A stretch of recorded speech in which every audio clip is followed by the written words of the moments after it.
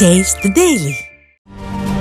ஆந்திர மாநிலம் சித்தூர் மாவட்டத்தில் இயங்கி வரும் ஒரு செங்கல் சூளையில் கொத்தடிமைகளாக பணியாற்றி வந்த 6 குழந்தைகள் உட்பட 12 தமிழர்கள் மீட்கப்பட்டுள்ளனர்.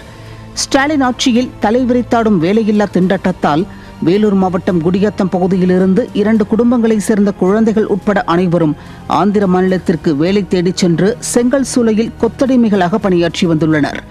இந்த செய்தி தமிழகத்திற்கு பெரும் தலைக்குனிவை ஏற்படுத்தியுள்ளதோடு ஸ்டாலின் ஆட்சியில் நம் மாநிலம் எப்படி சீரழிந்துள்ளது என்பதற்கு ஒரு எடுத்துக்காட்டாக அமைந்துள்ளது.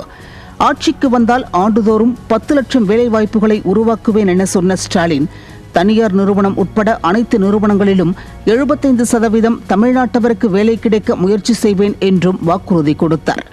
ஸ்டாலின் சொன்னதை செய்திருந்தால் தமிழகத்திலிருந்து இந்த 2 குடும்பங்களும் ஆந்திராவிற்கு செல்ல வேண்டிய தேவையும் ஏற்பட்டிருக்காது.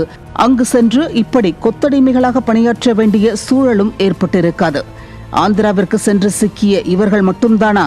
இந்த ஒரு செய்தி மட்டுமா? ஸ்டாலின் ஆட்சியின் அவலத்திற்கு இன்னும் பல உதாரணங்கள் இருக்கின்றன.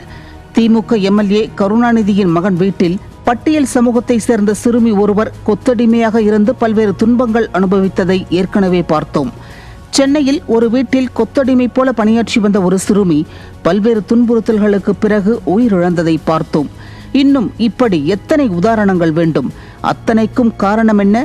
வேலையில்லா திண்டாட்டமும் வறுமையும் தான். தொழில் முதலீடுகள் குவிகிறது, வேலை வாய்ப்புகள் பெருகுகிறது, தமிழ்நாடு வளர்கிறது என வெற்று கூச்சல் போடும் ஸ்டாலின் அவர்களே, உங்கள் ஆட்சியில் தமிழர்கள், குறிப்பாக பட்டியல் மற்றும் பழங்குடியின மக்கள் வேலையின்றி, உணவுக்கு வழியின்றி கொத்தடிமைகளாகிக் கொண்டிருக்கிறார்கள். வெற்று கூச்சல்களால் இந்த வெட்கக்கேட்டை மறைக்க முடியாது.